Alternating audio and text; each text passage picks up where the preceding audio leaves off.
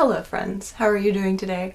My name is Saib and this is Stories in Saib. In today's video I'm going to go through all of the books that I read in October. I'm pretty excited to wrap this month up. I participated in a read-along and I read a lot of books and I'm excited to go through all of them with you. In total this month I read 16 books, which is very high for me. That is a lot of books, and I want to talk about some statistics about them really quick. So this first graph that you will see is my authors, so the amount of them that were new to me and the amount of them that I have read from before. As you can see, the majority of them are brand new authors to me. I have read from 3 of the authors before this month. The next graph I'll talk about is genre. I hit a lot of different genres, but you can see the majority here is graphic novels, and then I've got a couple of fantasy, as well as a couple of mystery thrillers. The next graph is the amount of stars that I gave each of the books. If you will notice, there are no 1 or 2 stars for me this month. This month was pretty impeccable. I was very pleased with the content of what I read. I pretty much enjoyed everything. So as you can see, I had 1 5-star and then the majority else is split between 4 and 3 stars. And lastly, this bar graph is what I use to show the amount of pages I read each day. That's something I try and track each month. And there's nothing really consistent or pattern to be noticed here. All I will notice that is different about this month rather than the other ones is just the amount of pages that I read. Given the fact that I read 7 graphic novels, my page count for this month is way higher than it usually is. So with all that being said, I am going to talk about a lot of books. I'm going to go through these quickly because there are many, and if you want more information, I vlogged for most of the month for Spoopathon, and you can go and check those videos out if you want to know more in-depth feelings. The first book I read this month is Sharp Objects by Gillian Flynn, and this is a thriller mystery novel. This story follows a reporter who is going back to her hometown. She's trying to progress in her career and she gets assigned this possible serial killer case. She's doing investigative journalism, and one of the reasons she was sent out of everybody else is because her boss assumed that she would have solid, healthy ties to somebody in the town so that they wouldn't have to pay for lodging, they wouldn't have to pay for too much food, etc. And she ends up moving back in with her mom for a couple of days, and they do not have a good relationship. This explores some family dynamics, but ultimately we're following we're trying to find out who is murdering these young people. My thoughts about this one are simply this: it was okay. Solid. I enjoyed myself. Was it anything special? No, not really. I did have 1 or 2 issues with the reveal at the end, but ultimately it was fine and I enjoyed it. And I gave this book 3 stars. The next book I read this month is Beautiful World, Where Are You by Sally Rooney. I have read from Sally Rooney before and I really do enjoy her work. This book was exceptional. It follows 4 young people who are at different stages in their career as they attempt to explore relationships with each other and trying to navigate through friendships as well as romantic relationships. It is incredibly introspective and has a lot of really good conversation and commentary. I think that this book is exceptional. I think Sally Rooney is very talented, and this was my 5-star for the month. I gave this book 5 stars. I really did enjoy it that much. I felt very seen by this book. A lot of the doubts and questions about life and careers and friendships really hit home for me. I resonated with some of these characters' feelings as well. So I definitely kind of felt to a certain extent that Sally Rooney just opened up my brain and then verbalized what I felt on a page, and I got to read it, and that is such a cool experience. This type of book is why I read. I will go ahead and say that the writing style of this is probably the most critiqued. It can be really dense and hard to follow, especially through the dialogue portions, because she doesn't use quotation marks, and then you're realizing blah blah blah blah blah. They said, oh, that whole sentence that I was reading, that was somebody saying, verbalizing. Anyways, it's not for everybody, but I really enjoyed it, and I gave it 5 stars. The next book I read was The Girl with the Dragon Tattoo by Stieg Larsson. I'm super late to this book, but for those of you who do not know, this book follows a corporate investigation paired with a missing person investigation. There is a man who works for a reporting who goes on sabbatical, and he is hired by this very famous family who is a kind of tycoon in the business industry to find somebody who went missing I don't know, 30 years ago, and he, on his sabbatical for 1 year, he does all of this research, and it is him following and trying to figure out what happened to this woman. So it was incredibly interesting. This was the first book that I read that really touched on corporate and social greed, and I thought some of the commentary was very well done. Ultimately, I thought it was kind of dense, and I'm not hugely convinced that Stieg Larsson knows how to write women. There is a character called Lisbeth Salander who is one of the main characters in here. She is partnering with this man on the investigation, and she's incredibly talented, but I felt that she could have been written a lot better. She was just like your typical like punk, skinny, doesn't care what anybody else thinks, and she had the potential to me to be very layered and a very complicated and well thought out character. And I kind of feel like Stieg Larsson just kind of didn't really try super hard, and I'm not going to be continuing in this series. This is a series, if you didn't know. But if I were to continue the series, it would be to learn more about Lisbeth Salander. I thought she was a great potential character, and she was one of the ones who made me feel like the most interested in the story. But it was a solid read. There was nothing super crazy that made me hate the book or anything like that, so I gave this 3 stars. The next book I read was The Once and Future Witches by Alex E. Haro, and this is a fantasy story paired with some historical fiction about 3 sisters who come together to try and bring back the age of witching in New Salem. It is paired in timeline with a lot of the suffragette movement, kind of the late 1800s. This story was great. A lot of camaraderie and exploration of friendships, and very like the bands getting back together. It touched on tradition and history and obviously witching, so there's witchcraft in here, there's magic in here, so you've got that fantasy element. One of the things I think this writer did well was crafting a villain. There is a man who is the villain. He is a politician and he is running for mayor, but you also very quickly find out that he has some other sinister motives going on, and I thought he was written so well. He genuinely scared me, and I was freaked out by him. One of the things this book did not do so well is description. I did feel that this book kind of went on for a while.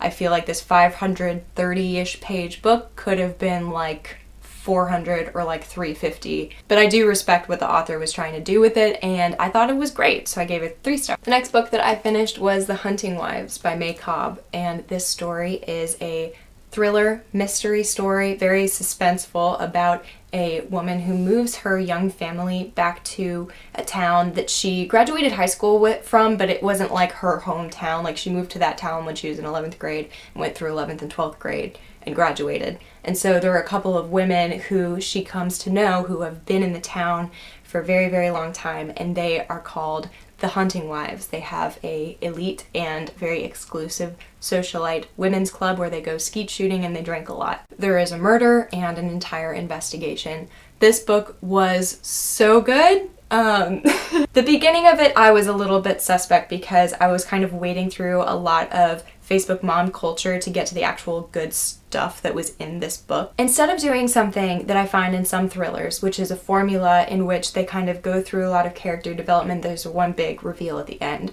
This book did character development and actually left you clues. And so the investigation was ongoing, and they discovered stuff, and it gave the reader enough information that they could kind of guess what was about to happen. I guessed wrong. It took me by surprise. I loved it. I had such a great time reading this. It was one of the ones that I find the writing is not anything super special, but it's so easy to digest. I just flew through it. So I really enjoyed this read, and I gave it 4 stars. The next book I read was Cemetery Boys by Aidan Thomas. It follows our main character, Yadriel, who is part of a community that helps spirits cross from this current life into the afterlife. And in order to do that, you have to become a brujo, and brujos are only men. Yadriel is a trans man, and he's not recognized in his community. So in order to prove himself, he goes through some rituals and ends up accidentally summoning a spirit that he was not supposed to summon, and they have to go on this crazy mad adventure. This is a YA fantasy story. It's got some romance in there, and I will say that this was one of the books that was overhyped for me. I went in with such high expectations. I didn't really enjoy the beginning. I thought it was slow, And so whenever I kind of got into the pace of the book, I ended up really enjoying myself. But my expectation was this book would going to be a lot more romance driven and less mystery. There was a mystery, there was a missing person in this book that drove the entire plot forward. And so the romance that was like super slow burn. It's my fault for having my expectations like that they were just gonna have like this moment and be super cute for the rest of the book. But I ended up giving this 3 stars. I still very much enjoyed it and it's a solid read.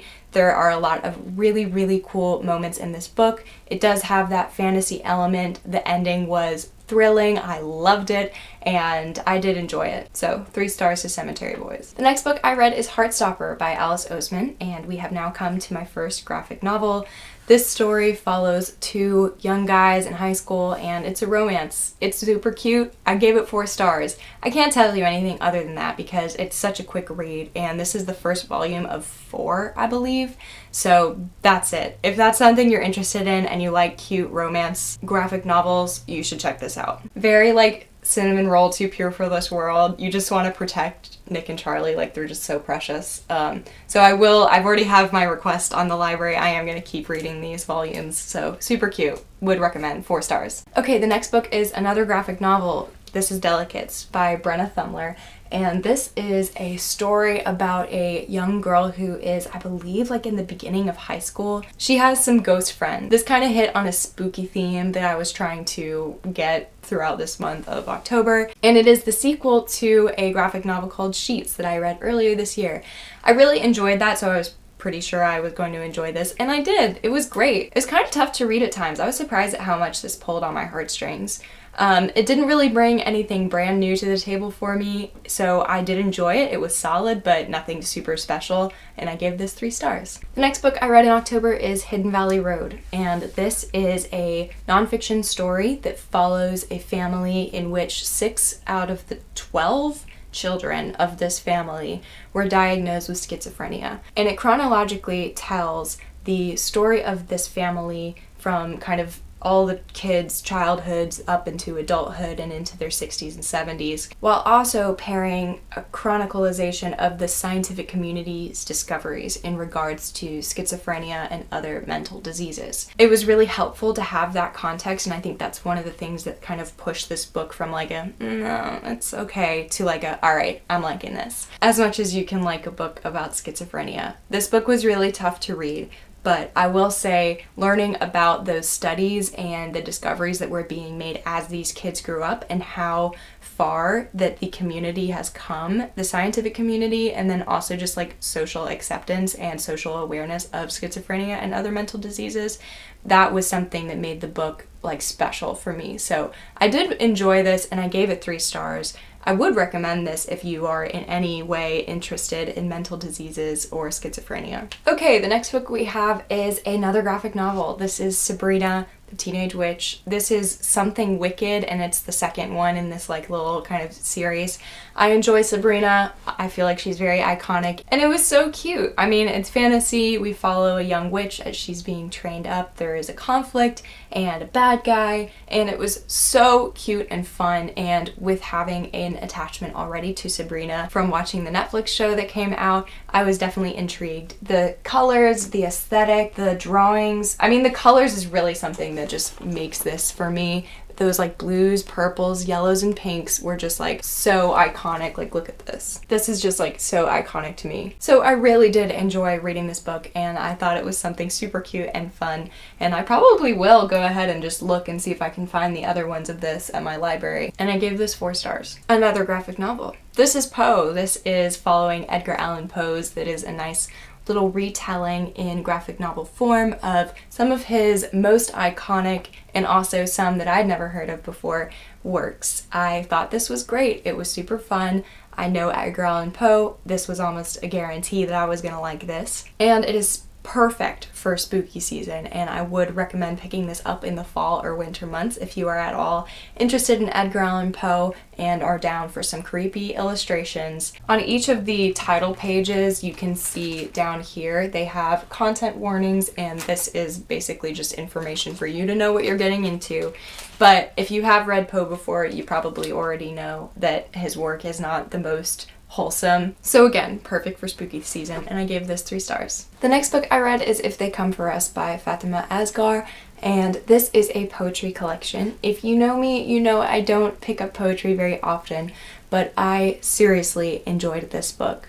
This book follows just her experiences, and it touches on a wide breadth of topics, including emotions that cover everything from anger to sweet, caring, cultivating feelings. She also discusses some of her experiences being Muslim in America, and there is also talk on tradition and ancestry as well.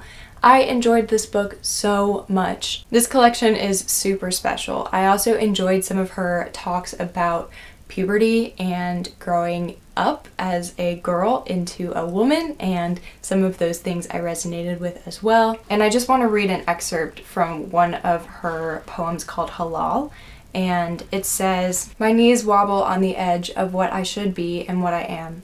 At the end of my sight, I dream a world brimming with my contradictions."